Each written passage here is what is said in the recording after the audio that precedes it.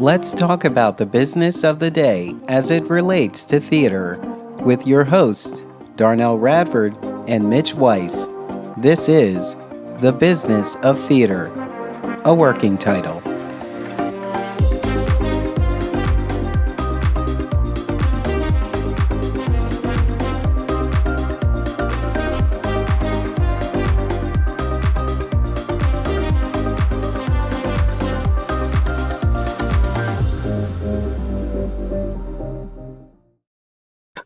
We were in the studio You and I just can chatting talk and for days. forgot our call cue. For days. Is this on now? Are we on? Oh, Yes. Mitch, I know we're looking for a working title, but we cannot name the podcast The Business of Theater. This party's for you. We'd probably be sued taking the lyric from the opening number of the Tonys. You're probably right.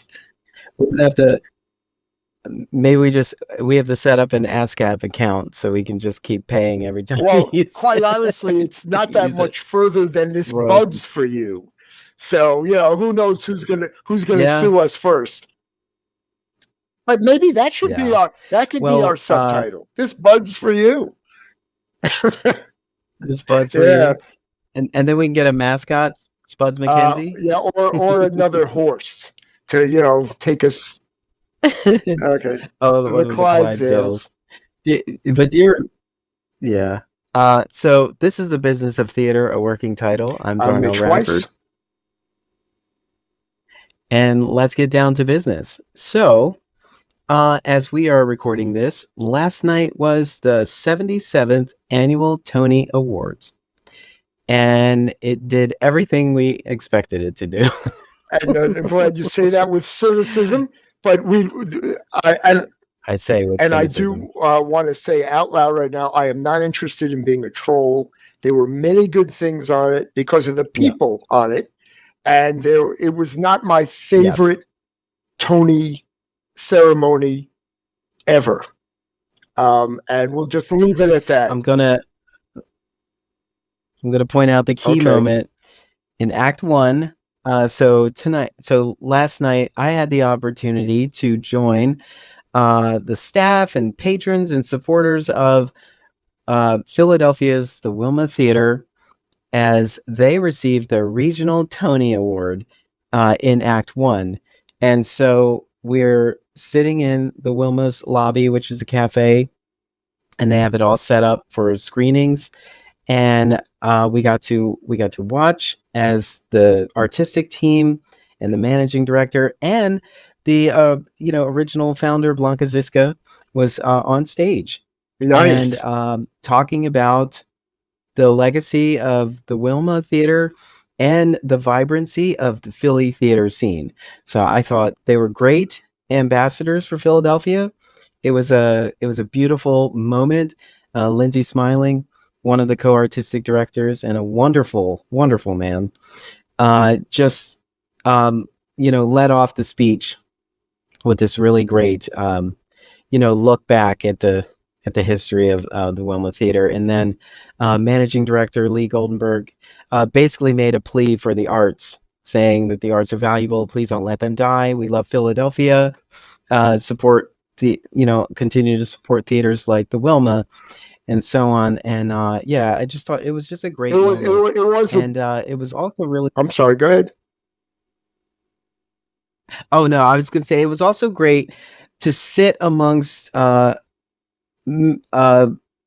ecosystem that was generated by the Wilma Theater, like all these people who are part of the Hot House Ensemble, who are various levels of staff at the Wilma Theater, and then donors, like some big donors are sitting in the room with us, and a lot of patrons and so on. It was just a really good moment to say, like, this is why we do what we do. Right.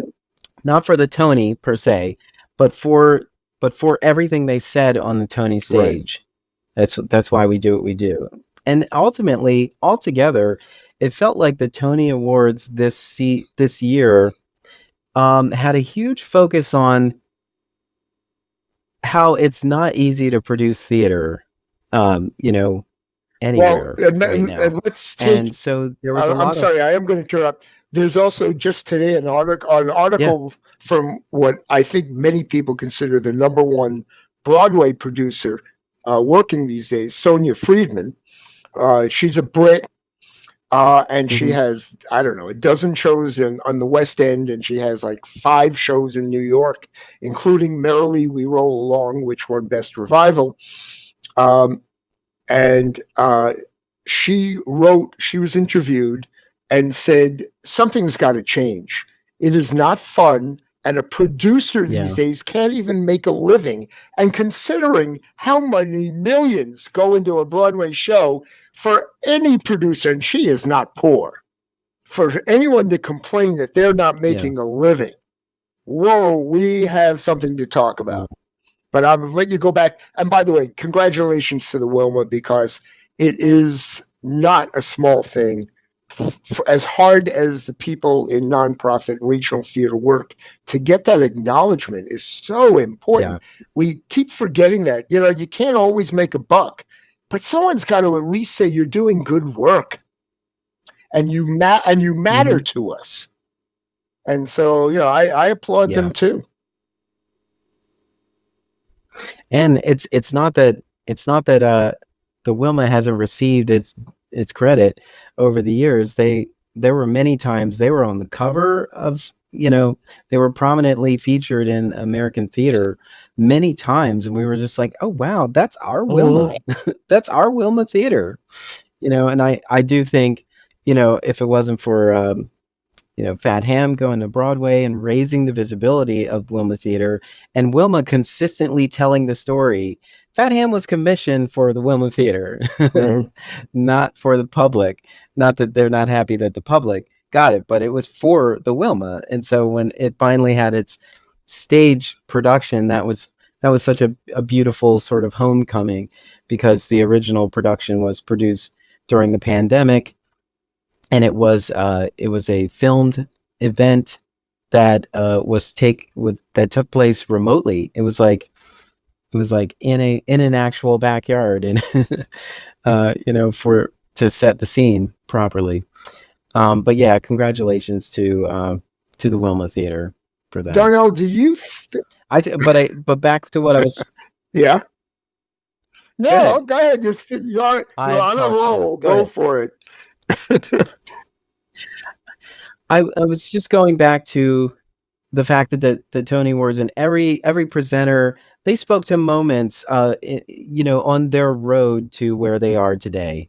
And I thought that was really um beautiful, because people always think they just get to the level of success. Because sometimes, like, you hear it all the time, like a comedian might break out today, but they've been at this for 10 years, going to various comedy clubs and making like $50 a night, but also spending way more than that on gas and tolls and hotels and whatnot. And actors do the same thing. It's like this struggle of like trying to get your head right for this part that you're in, that you're playing, also while maybe having to work a couple of jobs and think about all kinds of things. Like I feel like families don't allow creative people to just be creative. I feel like families need their creative counterparts more, and I think it just adds to the level of anxiety and stress that artists carry, because on top of trying to say something, everybody needs them to do something as Well, well. let's make a comparison to people who, and I know this is actually a timely thing. The loan forgiveness for colleges that the Biden administration is putting in effect right now. There is no way for a creative artist, whether you are a sound engineer or whether a lighting designer or whether you're an actor or a composer or a producer, there's nowhere for you to get a loan to help you get through your creative education. And the creative education for some people could be 20, 30, Yeah. 40 years before they either make it or they decide enough of this, I'm moving on, which is fine. But we don't even have the ability to owe money all we do is lose money.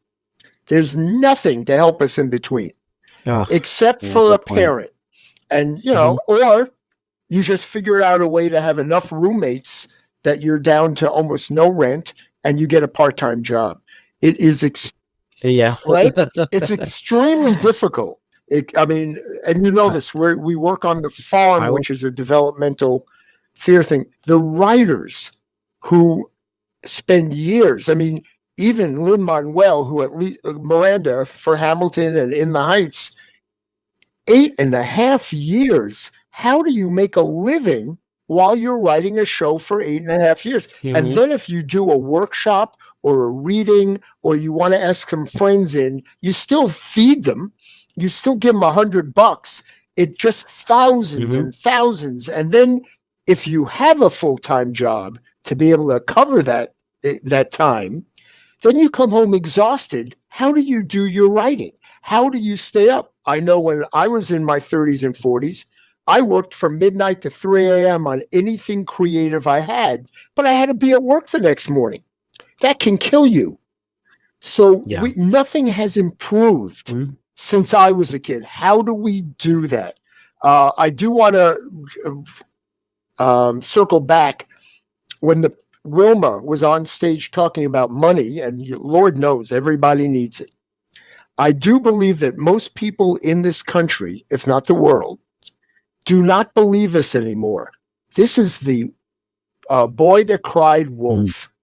If we don't, we ask, oh my God, we're folding during the pandemic. Oh my God, the World Trade Center attack happened. Broadway is closed. We need money. Oh my God, we need this. Oh my God, we need that. At some point, they're numb. And I think that's where we're at right now. How do we explain to people this isn't, we're not wasting the money? Very few, there are always a few greedy Yeah. people out there, don't get me wrong, but that's in every profession. Most of us are just trying Mhm. to survive. How do we get people to not be numb anymore? Okay, I finished my tirade. Yeah. It, it, I was gonna say when you were talking about, how to afford being creative, and there was a show that I produced a while back that, I didn't have the money and I didn't have access to grant makers or donors, and so I picked up a part-time job at a cereal bar, Mm-hmm. and I already had a full-time job. Right. So I had a full-time job and I had this part-time job that I was working a few nights a week. And they even asked me, they were like, "You're overqualified for this job. Like, why do you want to work here?" I was like, I like cereal and I'm just trying to make some extra money so I can produce my show. And you have And to be I did. creative after that. All right, doing a full-time job, a part-time job, Yeah. and then you need to be creative. How the hell did you do that? Hmm. How'd you do it? I just had, I don't know. I honestly wasn't overwhelmed by the job. It actually helped me do some things that I do now that are like self-care oriented. Like, I walked to the job in the morning when I had to go, and it was an earlier shift.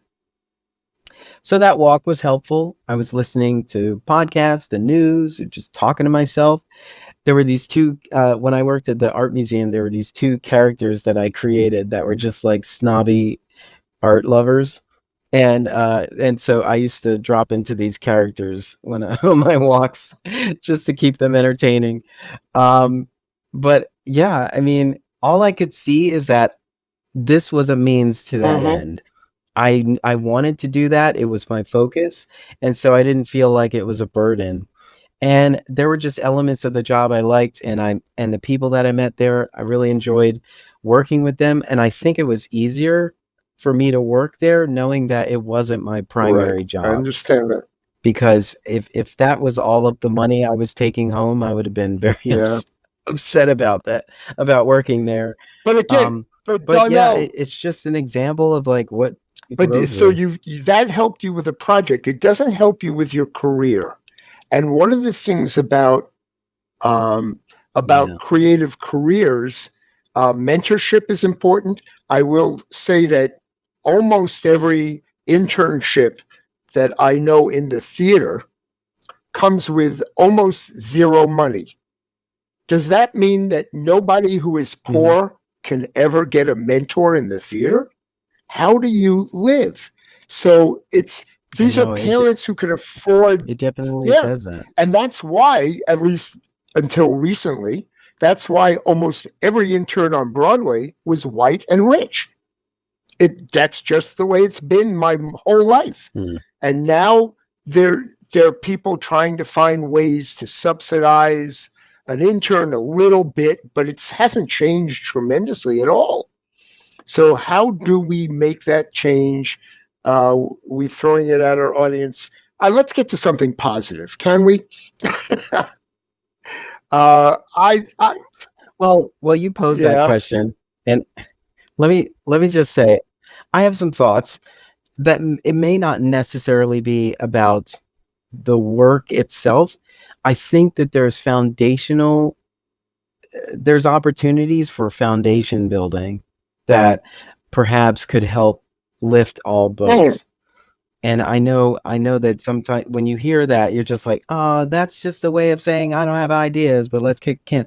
But the thing is, like, if we identify what is making it hard for artists to thrive in this community, it's not that they accepted a contract for a low rate.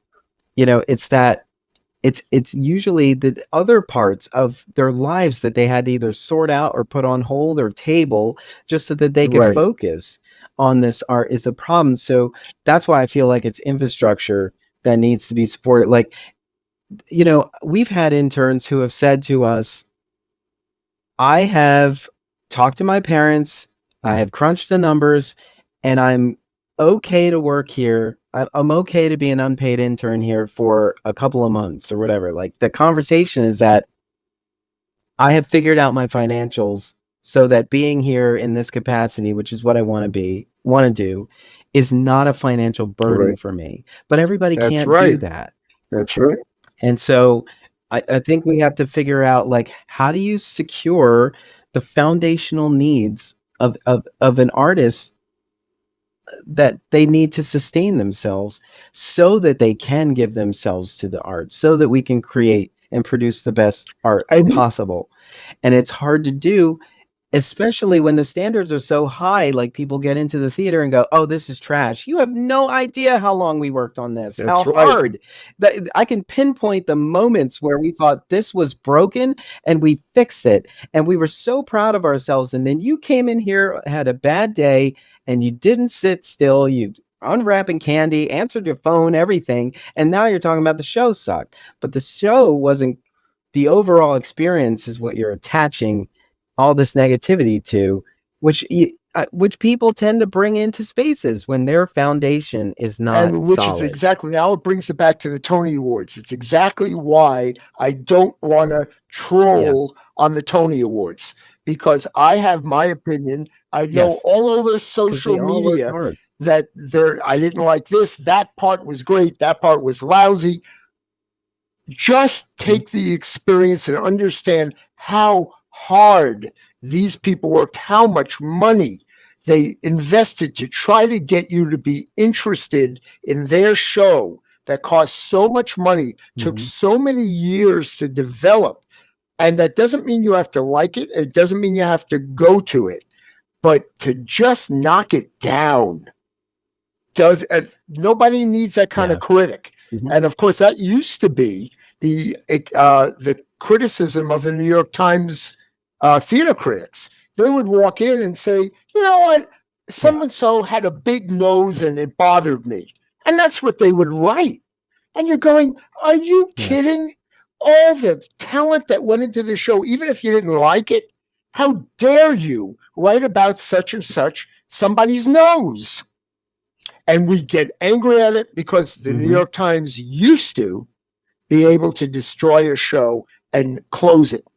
That doesn't happen anymore because now we have trolls all over the internet in social media being their own critics And now you have to filter through it We'll come for and that. Yeah. figure out, does this show look like something I want to see?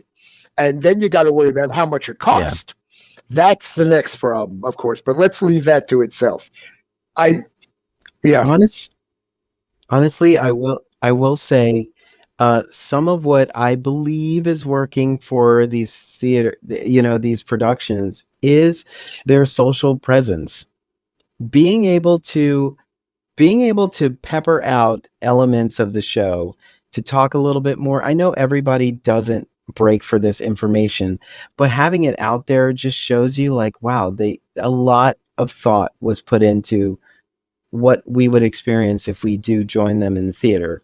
And I do think it is helpful in some senses to have it, especially if you've already captured it, share it. Um, like all the soundtracks for the musicals on stage right now, they all did similar things. They created like this polished Right. video Mhm. performance of key songs, and then there was just lyric videos of most of the songs. And then when the albums were released, the soundtracks were released, you got to just listen to the whole thing. And if you're on something like YouTube or a streaming thing like that, it's not primarily audio, so it has this visual that goes along with it, so that you can turn it into a listening Now, party. let me I uh, really think they should promote but more of those. let me take the negative side of this just for a moment. And I'm not trying to poo-poo what you said at all. Hmm? Statistically, because Yeah, now we're talking about how it feels to us versus what the facts are. And the statistical facts are social yeah. media and all its formats, including the phenomenal recording studio of old friends from Merrily We Roll Along, and all these other, and the videos from Outsiders, which won Best Musical this year. All these things, I, as a theater person, I immediately go there. I enjoy every second of them. I'm thrilled they're there. They do not lead to ticket sales. Therefore, there's a great cost Oh to the no, show, no. and it doesn't sell a ticket. It does, the awareness is there, but the people who are necessarily watching it are not buying the tickets. Now let's add a step to that, Yeah. because I don't want to, it's still advertisement. You're getting the branding out there. I got that. But the truth is, Mhm. being, and I'm sure, I know we've talked about this in the past, being on the Tony Awards is the most effective way to close your show early. It is the most expensive advertising any show can do. The reason is because every time you see a musical number on television, on the Tony Awards, the Tony Award Committee and CBS TV, which broadcasts the show, requires the show itself to pay the actors, to pay for the costumes, to rebuild the set, because they can't move the set. So they have to build a second piece of scenery for the Tony Awards at the expense of the show. You have to Mm. feed the cast. The Tony Awards do not feed the cast. The Tony Awards require everybody who sits in the audience to buy a ticket at $1,000 a seat. And that must be paid for because you're not going to ask an actor to do that or a set designer. The producer picks that up. So now, if you're nominated for 13 nominations, like Stereophonic or Hell's Kitchen, you are paying a lot of money just to get your nominees in the seats in case they win. And then they don't win. And then they've discovered that Yeah. if you don't win Best Musical or Best Play, it doesn't translate into ticket sales. So if you win Best Hmm. Set, Best Lighting, Best Costumes, and Best Sound all in a row, your box office doesn't move. There is no additional income, but you have Hmm. just spent $300,000 to $700,000 doing one 4-minute segment on the Tony Awards. That is a loss of how many? I mean, Exactly. it's death. That's like your Yeah, week. that's and certainly it's more than your profit for that week, unless you're Hamilton. So if you Yeah. had a $200 or Yeah. $300,000 profit, you have now spent 2 weeks of profit being on the Tony Awards. You've lost the Tony Awards. Your show is in trouble. So this is our problem. We've had this problem since I was a little baby. Nothing has improved. So now we're stuck with, we're talking about how do creatives stay alive? How do nonprofits and regional theaters stay alive? We're always claiming poverty, and yet we're charging $250 a seat on Broadway, right? We've got a problem. I don't know if I had the answer, of course. Well, I don't think anyone would listen to me anyway, so we're not going to worry about that. But here, Yeah. now let's go to the good part. There were in Act One, which for those who did not watch, Act One was on Pluto TV, which is a streaming service that is free, and they got rid of the least, to them, the least important Tony nominations and awards in Act One. It was not part of the CBS presentation. So they got rid of costumes, sets, lights, sound, best book of a musical, anything they don't think most people in Iowa would be interested in. So during that thing, they handed out Lifetime Achievement Awards. And let's talk about this because it really is important. Every time I get a business person or a potential investor say to me, well, I need to see your business plan. How am I making my money back? How is this going to work? And I get it. That's the world they Well, we're gonna do a right. rain There we go. dance. And that's why theater is the worst. I mean, it's worse than Vegas as far as a crapshoot. If you win, you make a fortune. If you don't win, which is most people, you lose all your money. Mm. It's Vegas. So how do you talk someone who has money into saying support our nonprofit? Yes, you get a tax deduction, but we need your money. And they go, yeah, but I don't even see your shows. And if I do, I didn't love them. And I'm already giving to the Cancer Society, and I'm already giving to the Heart Association and to diabetes. So, you're just a theater and you're just Mhm. another theater. This is The Boy Who Cried Wolf. So I wanted to bring up a very positive thing. There were two director producers who got their Lifetime Achievement last night. One of them was Jack O'Brien, known for things like Hairspray and Kinky Boots. Not King. I take that back. Known for Hairspray and his most recent. He's also done Henry IV. I mean, he's a wide range of work. And with almost tears in his eyes, as he's explaining how he got to where he is, he said, no one ever asked us to do this. It's a calling. So Mhm. that rings true for, I think, I'd go as far as 99% of us.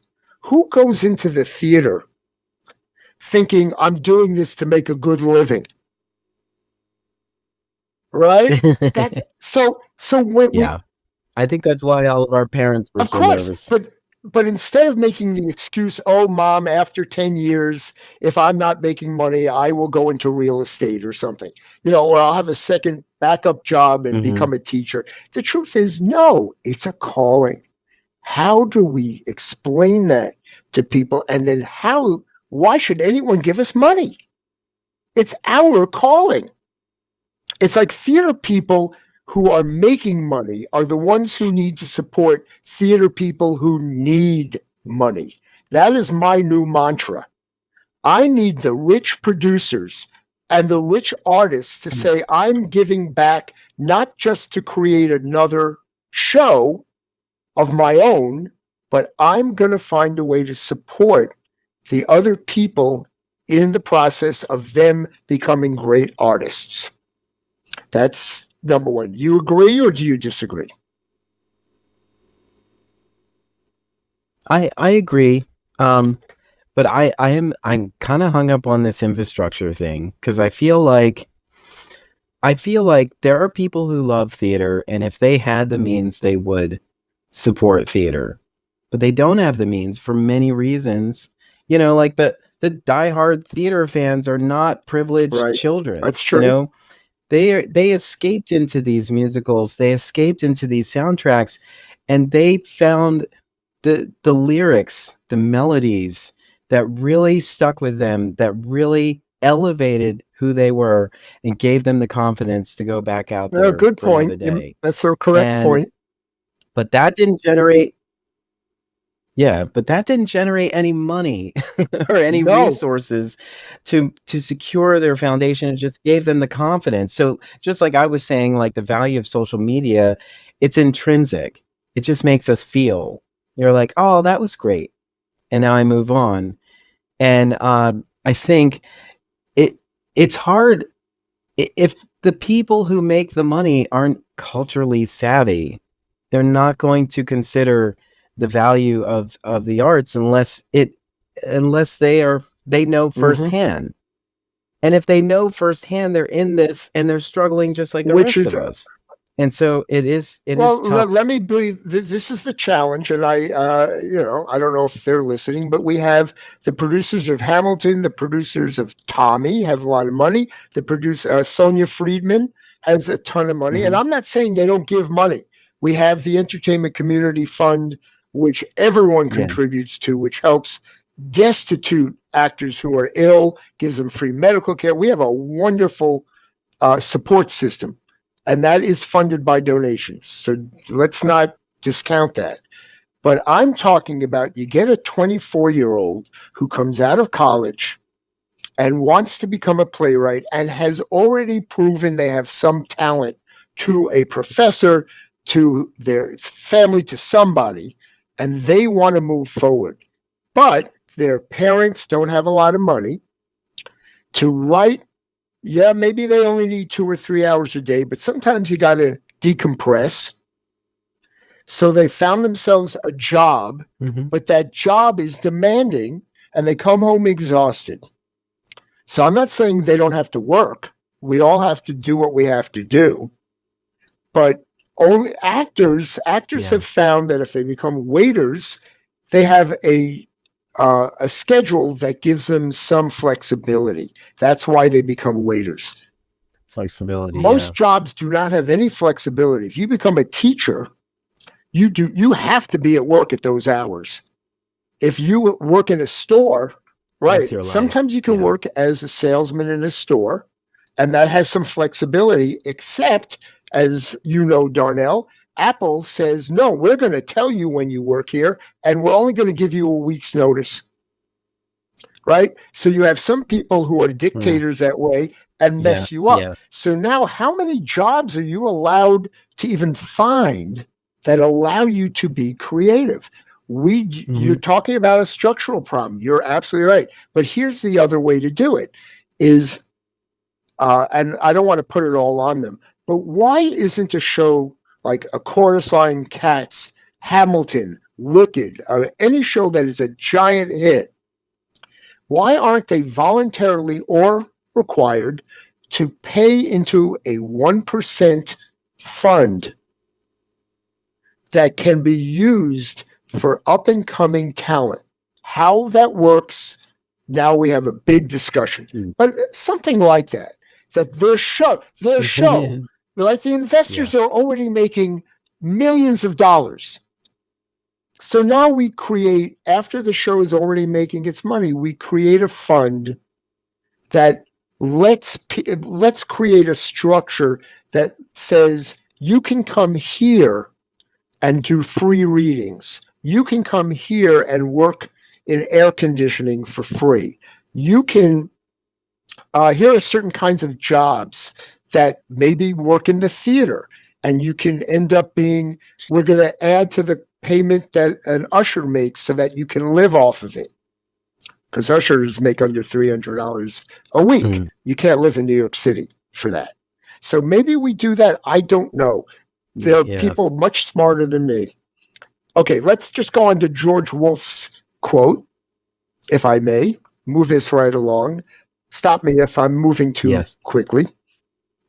George Wolfe, who did Angels in America, he did Bubbling Brown Sugar as a director. He took over the New York Shakespeare Festival for 10 years. Uniformly liked.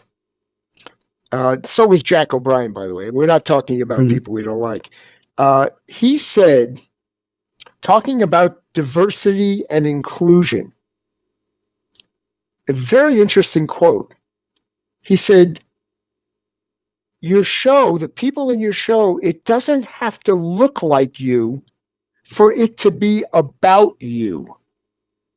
We need theater that is, Mm. that was the quote by itself. I'm now interpreting that shows that are universal reach out so that the audience needs to be able to go to an all black show, a mixed show, an all white show, and feel that they are still, that the people on that stage doing that play or musical are speaking to something relevant to them that is universal. And it was a Mhm. very interesting and controversial quote, considering George C. Wolfe is a black director, producer who had to work his way up when Mhm. nobody was hiring any. Yeah. So those are the quotes that I stood out was for me at the Tony Awards. yeah. Um, I often think that to myself. Like I'll go to a show and say, I didn't see myself visually on that stage, but I Mm-hmm. resonated with the piece. I was able to resonate with the piece. And I do think I do think that I think we're in a situation where we're trying to overcorrect until we find a balance. And that's usually what it is. We have to go to the extreme because we're so far behind that we have to get over there quickly. And then once we get there, we can I agree level with out. you. I think And that's I think, every important you, movement you works know, that way. You have to overcorrect. Yeah. yeah, it is. Um, but I also think, and I've been saying this for a while, I was like, it is this moment that we realize everyone does not see this as art. Mm, They see this as entertainment. Many people see this as entertainment, and when shit gets real, they don't prioritize entertainment, you know? But when our lives get tough, we run to a theater. It's like mm-hmm. church, you know? I mean, this is our gospel. And so we go to like there's there's that funny moment in the Broken Hearts Club. It was an early film with uh Porter and Potter Billy Porter. Porter? What Porter? Billy Porter, yes, with Billy Okay. Porter. Yes, Billy Porter. Billy Porter was in it, like Timothy Oliphant, Zach Braff, um, John Mm-hmm. Mahoney, Justin Theroux. Uh, you know, Billy Porter's character is basically the drama queen, right? And there's this moment he has a breakup and he immediately calls for a record that they have to look for to play, and he tells them exactly what track to play because he's in his feelings and he needs track six, you know. And it was such a cute moment. I was just like, you diva, you're such a drama queen. But yeah, that's Right. true. Like people have heartbreak soundtracks. They have that feel good, collect that playlist that moves them and elevates them. That's all art. And actually, you asked earlier, how do you get that person who's already donating to all these other things to support the theater? You find out what their creative interest is, and then you tie it back to the theater. Interesting. If they are a musician, oh, what kind of music do you like? Then you say, do you know that the elements in this artist's music catalog are very similar, or they've been drawn on from these Mm-hmm. various productions on our stages? And if this is what you like, you may find some interest in this theater is evolving. It continuously is, especially musicals. Musicals are blurring those lines and pulling in those elements of music that are, you know, widely loved. And so there is space for everyone in here. I think that we have to find a way to be inviting without asking for Right. money.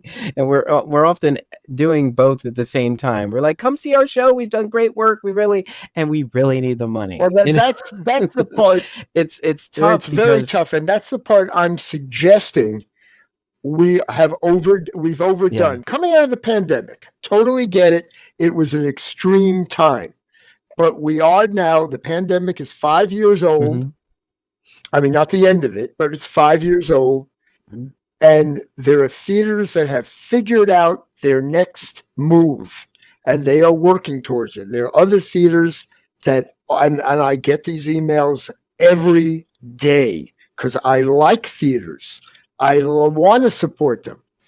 All they're doing is, even when they Mhm. announce a show, within the second line, it goes to, and we need your money. They don't even wait. It's like, I Begging. want Yeah. to know why I'm seeing your show. At least tell me how much I'm paying for a ticket. Isn't that enough? I'm buying a ticket. Why? Get your early That's bird right. subscription It's so tricky. and then make a donation. And I'd love to, but you can't. It just, especially not Yeah. knowing who's using the money for what purpose, because we've now discovered there are artistic directors who are selfish and greedy about doing only what they want, and it isn't necessarily our taste. If one show can be great, some people only want to see celebrities.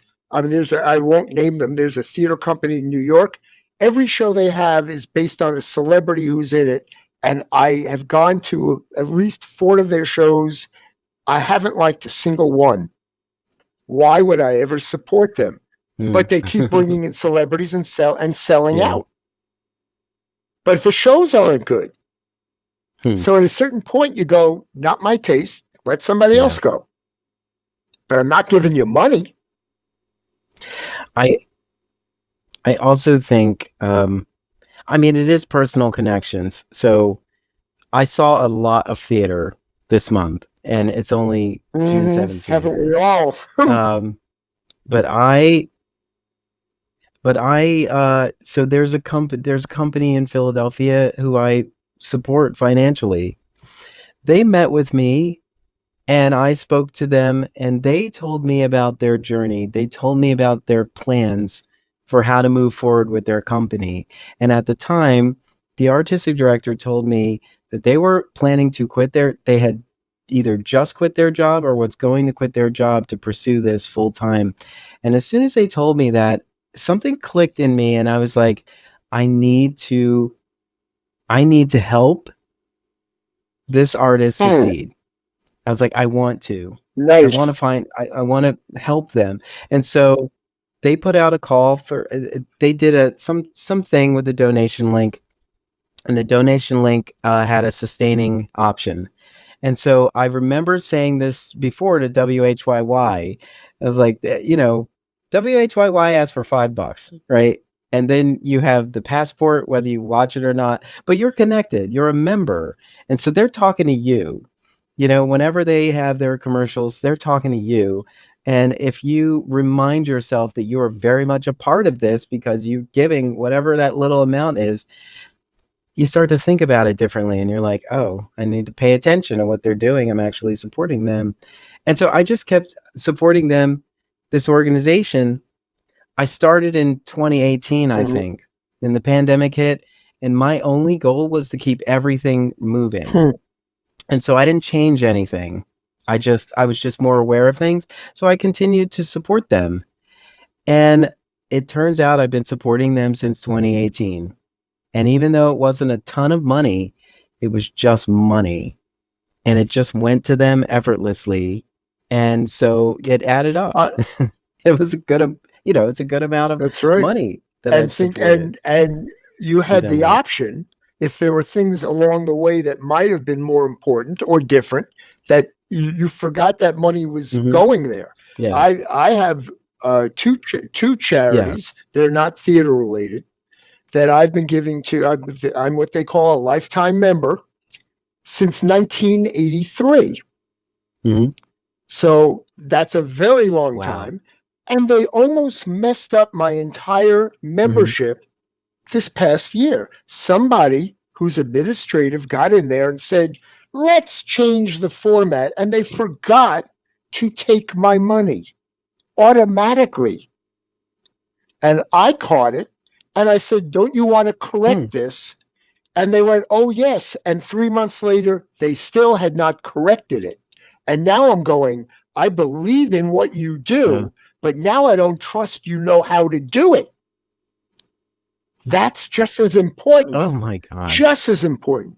And of course, I Yeah. believe strongly in what they do. It's, as a charity, and they've proven themselves many times over. But maybe I don't trust the new administration. And the people running something matter. Hmm. It is a 1-to-1 for me, and I don't mean that literally. I don't need to know the artistic director personally, but I need to believe the words that are Hmm. coming to me are speaking to me and why I want to help them. Yeah. And once I start feeling like I am a um, just an email and that I'm taken for granted, they Hmm. don't. I have. There's so many people asking for my money, and I don't have a lot to give. Might as well give it to the people who are passionately trying to make a difference.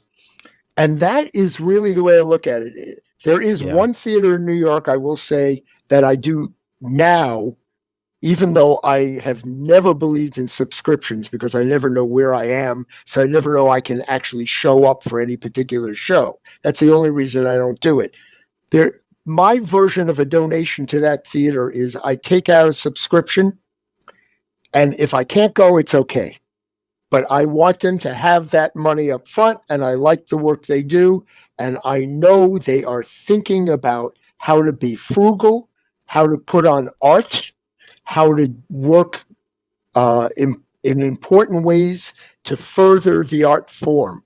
And I can feel it. Everybody you meet there, they got a mission. They know why they're there. So I will support them. And they don't pay their executives outrageous amounts, which is the most important part. I have no problem calling Yeah. out the Public Theater, Manhattan Theater Club, Second Stage, Roundabout Theater. These people are just they might as well be commercial theaters. I'm sorry, that's the way I feel. Hmm. Because it's all about, Names have been yep, named. that's it. When your ticket prices are between $200 and $300, you've lost me. If you're Yeah. nonprofit, commercial theater is Yeah. what it is. So anyway, It is. It is. It is crazy because the prices do keep going up, and what is unfortunate, while art can be produced pretty much anywhere, it does need a place to yeah, call home, and this brick and mortar is yep. expensive. But And there are oh, a lot of artists out here who don't even have access, or have but like think temporary about that, access. Darnell. If when I was talking about the Broadway community, the hits, putting in a little fund. What if that fund was we're going to provide free performance spaces for those at the beginning, bottom level who are just working through their projects? If that's where the money went, and therefore not into, Mm. that's already saving most of the creative people at quote unquote at the bottom who are starting out. All right. That's a one way to do it. They've closed everything real down, Anyway, like barns and troughs and performance yeah, spaces. you haven't been singing. Don't we? Don't we Gotta need to find sing them. "Old Friends"? No. I know Oh, we already okay. did. Oh, did he? Okay. uh, that was a good. That was a good. That was a good performance, though. We're okay. were there moments in the show that stuck with you that were like that was a really beautiful Yeah, well, I moment? mentioned two of them. The two, you know, Yeah. I mean, like the performances. well, Yeah. now I'm going to say one more thing, and then I'll answer your question.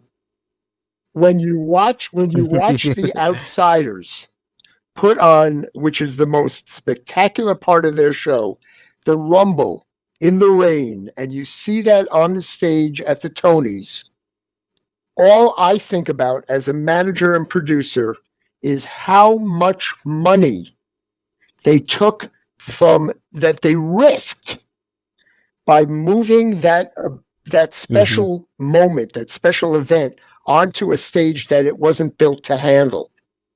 That cost them a fortune. And luckily, the show for them won Best Yeah. Musical. If it had not, that money's out the window, and it may still be out the window. We don't know. So let's talk about the great moments. So there were two acceptance speeches. Keisha Lewis, who I adore, she deserved the Tony or an award Yes. years ago for something. I don't care what. She's in Hell's Kitchen, and oh my God, Carrie Young. I just feel, watching Yeah. her, and this is Yes. where my problem again is watching Pearly Victorious earlier in the year was one of those moments that I will remember what's left of my life. There was something impactful, and it was a comedy. I laughed a lot. I really enjoyed all the performances. Leslie Odoms Jr. was wonderful. Uh, I was surprised I liked it that much, but it was impactful. And Hmm. I mean, you walked out of there going, Yeah. "Oh, just throw the Tony at her." Well, I'm glad they threw the Tony at her, you know. But I also wanted Leslie Odoms to win. Not that I also saw Enemy of the People. So Jeremy Strong was amazing in that as well. So to me, I wish they could have both won. So I don't want nothing wrong there. Yeah. It was a shame. I just wanted both of them to be acknowledged. So those I were the know. moments for me. Those two. What about you? And yeah, and those are the moments for me as well. Those were all the moments for me as well, and including Malia Joy Moon, who is the lead in Hell's Kitchen. I I don't know, it grabbed Nice, me. Hell's Kitchen grabbed nice. me. And I know that like through this whole thing I kept saying I'm in the camp for Hell's Kitchen, and I knew that I hadn't seen everything. And so I was also very accepting of something else like being as great. I'm like, if Hell's Kitchen is great and something else wins, that means there's greatness in those shows too, hopefully. But I just really enjoyed Hell's Kitchen, and I think it's probably because it felt Mm, close. You know, that's interesting. we have friends who live in Oh, I Manhattan see. Plaza. It's I've been to Manhattan Plaza. I've been to Manhattan Plaza, and it felt familiar. It's kind of like the reason I was saying it felt like Rent. It felt like Spring Mm, Awakening. The thing about Rent is that if you're in New York and you're on the Lower East Side and you play Rent in your ears, you're like, oh my God, the neighborhood just comes to life because if you've never been to the area that Rent focuses on, you don't even realize until you're actually walking through. You're like, oh my God, I'm at Avenue A right. with Mr. Gray, and you're thinking of all of those things. I and and Hell's Kitchen is a New York, it's a Oh, New York absolutely. musical. And so I love to see where it goes next. I'd love to see. I, I think if it tours, if it has that opportunity, it's gonna have. Oh, you're in a Hell's yep. Kitchen shirt. Cool. Yes, it's going to have. It's going to be a vehicle for voices to shine in those roles, in the roles that Malia Joy Moon has, in the role that Keisha Lewis has, the role that Brandon Victor Dixon, right? Dixon. Dixon. Yeah, those are just great. Those are just And the great truth is, the music, meaty the roles. music, her music works telling the story. It's not just a bunch of, oh, we're doing concert songs. They really have meaning in the show. Yes. And that's a great thing. Oh, and Shoshana Yeah. Bean, her character as Yeah, well. well, Yes, and you know Josie. this, that I am even more connected. I have nothing bad to say about Hell's Kitchen, other than the fact I personally am tired of musicals about coming of age stories. And that just said of itself, not particularly Hell's Kitchen. Yeah. But we will say that Alicia Keys' mother not only is a friend of mine, she grew up in my building. I live in Manhattan Plaza. And she was in the first reading of Fun with Jane, a musical that the farm is developing, and she was in it. So we've worked with her, and she was sitting next to Alicia Keys at the Tonys. She's a wonderful, wonderful woman and an actress. And the story in Hell's Kitchen is not exactly Alicia Keys' story. There are similarities, but please don't go into that thinking I'm seeing a biography of Alicia Keys. So we have.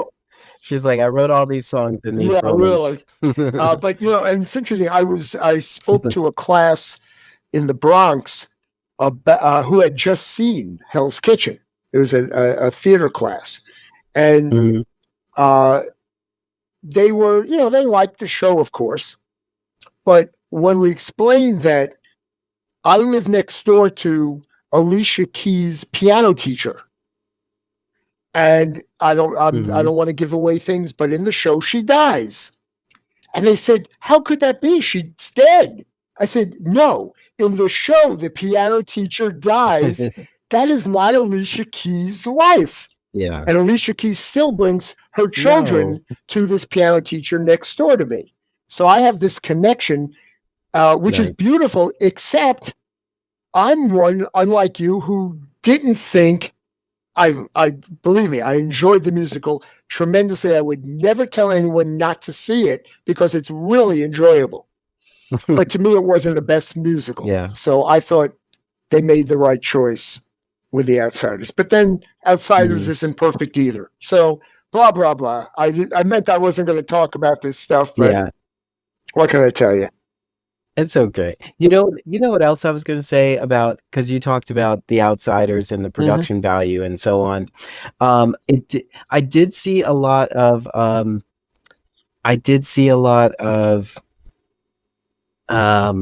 projections in those performances, which they looked really good on the Tony stage, and I was like, they could have gotten away with that on the main on the main stage.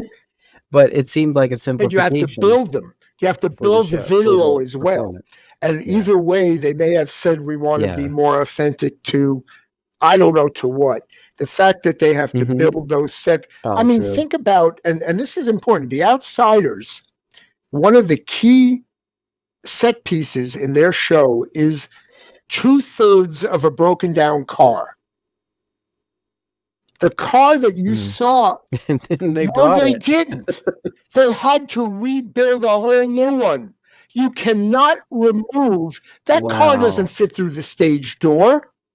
That car was pieced together on stage in the Broadway theater. That's how sets are built. So when you do a Tony Award show, they're saying, are you bringing your set? Meaning, are you building an entirely new set for one performance? It's a fortune. And then if you don't win, you just threw the money out the door. That's the problem. Well, they also performed on GMA, right? And I think that car was out there too. So I wonder if they do that and they're like, we got to get We literally have to They get mileage out right, of this and car. unfortunately, they can't underbuild it because they sit on it, they dance on it, so it's got to be strong enough. Yeah, So I'm sure they built a second one for promotion, yeah. but they had to build one. Hmm. And yeah, I'm sure they Yeah. decided to try it out on GMA, right? I mean, like, and like I said, like these are the things that only diehards want to know. Diehards want to know, like, what went into this. Do you know, like, they were 3 weeks into this and they were about to shelve Mhm. everything. Literally, everybody was arguing. They were about to walk out. Somebody turned the lights off, and then it just all came together, like, or whatever inside stories you find. Like, there are people who love that, but like the people who need to know that all of that Yeah. happened, and this is the culmination of all of that. Everybody doesn't understand or appreciate the value of the process. And I feel like, even though we've been very transparent for the most part, we have let people in behind the scenes and so on. Like, I still think that more people need to see how the sausage is made, to really understand what goes into all It's of why it's this. so yeah, Because yeah. otherwise, I mean, think about it. They do it in sports too. Like, we're following the Phillies, like, through basic training and through the preseason and all that stuff. Like, all of it's being captured, and then people are going out to see that. Like, it's not even the game, and they're they're going out there watching them throw balls around, and so the same. There's too many articles about what nonprofits can learn from sporting events. I Hmm. keep pointing that out, and it's just like they engage them, and it's almost effortless. And then those fans know everything about every single individual, the same way that our diehard theater fans know everything about Hmm. composers. Like, they know a composer's life story, and you're like, I don't know who is responsible for any of this. I just know the lights were bright, the dancing was high Most energy, yeah, and I was and drunk. most important, and yeah, you're absolutely right. Most, for example, the best play award was handed out by Adina Menzel and what's her name? Oh, Cynthia Cynthia Erivo. Erivo. So you and I, and most of our audience here, know that they're both in Wicked. They're both the alphabet in Alphabets. Wicked. Yeah. They did not announce it that way. Mhm. My cousin living in Yes. Nevada, who may say, let me watch the Tonys because Mitch is involved or so and so is involved. He sees two Mhm. women walk out and they turn to each other and they say, one says something nice to the other. Oh, that's so sweet of you. He has no idea why they're there. We do a terrible job Yes. of letting people in Mhm. when we have these promotions. Wicked, Yeah. for example, by the way, on Broadway, Wicked was one of the first shows, of course, they have the money, that created a backstage tour that anybody can go on, not just if you're friends of somebody in the cast. You can sign up. I think it's Saturday Mhm. mornings. Your school can, make a donation to the Entertainment Community Fund. Again, something that supports people, but the show is not making the money. And they will invite you in and give you a tour on stage, backstage of what put Wicked together. That to me has more Nice. informative and more effect on someone wanting to come to the theater as a youngster than handing them a free ticket to a bad Broadway show. And that's Yeah. And there's a great scale model of the Gershwin at the Museum of mm, Broadway. It's nice. beautiful. It's so well laid out. It's like, "Oh my god, is that like a break room?" They've Yeah. got everything in it. It's like spots that no one needs to know about. Here's that room where they smoke, But see like. what we just done there? You said at the Gershwin. You and I both know Yes. it's a theater. Second, we both know it's a theater where Yes. Wicked is playing. It's their hands. Third, we both know it's a Mhm. newer theater. See, this stuff is we're not communicating this out to the outer world, so we become very You're closed, very inside, yeah. inside. isolated. and Yep, we that is somehow true. we got to And change it. for a live performance, Yeah, yeah, and for a live performance, like they have to be more transparent. Like these, you would have known both of them from right, XYZ. right. Yeah, that's very true. And but that is also a thing I've been saying forever. It seems like we're always keeping a secret. Like we want everybody to see this, but we don't want to give it Mhm. away. We don't want to tell them anything. We want them to come in and be completely surprised, even though every movie has a 2.5 minute Right, trailer. right. And there's four trailers, and there's four shorter trailers. Every new series on Netflix has several trailers to kind of give you an inside look at what you're about to dive Yeah, but into. movies have And more money you than know, I theater does. there has to be. Movies have more. Well, I know that money is the reason those things exist, but it's just about like we're sharing, we're giving Right. information. It's just like when you somebody if you are knowledgeable about a particular topic and you share all of that with someone, what they take away is that you are knowledgeable, not that you actually taught them something, because they know that they can come to you to get this again. You have now become a resource. And so even though you were being very transparent, you gave them everything they needed so they wouldn't have to come back to you, they will, because you gave Right. that to them. And so the more that we let them in, which we claim we're doing, we set the behind the scenes tour behind a high level donor contribution. It should be something anybody could do. Hmm. You know, come to the theater, sit in on one of our rehearsals or something like that. Like understand it because we have spent a long time fostering this elitist mentality of our community. And then we keep saying we're a family in times of struggle.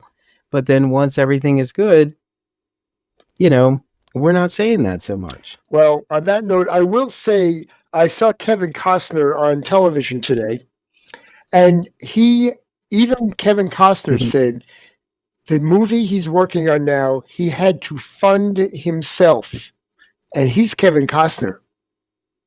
Where Yeah. there is, Hmm. I've talked to a couple of investors. The bottom line is they're saying now is not the right time to ask me for money. I could argue with them till I'm blue in the face. If that's the way they're thinking, we have a Hmm. lot of thinking to do about our foundation, our structure, and how we move forward. And on that note, we probably should leave this. Yeah. Go ahead, end it. That is the business. We've solved nothing. That is the business of theater, a working title. I'm Darnell I'm Radford. Mitch Weiss, and And we will see you at the theater. hallelujah. Please come to the theater. Take care, everybody.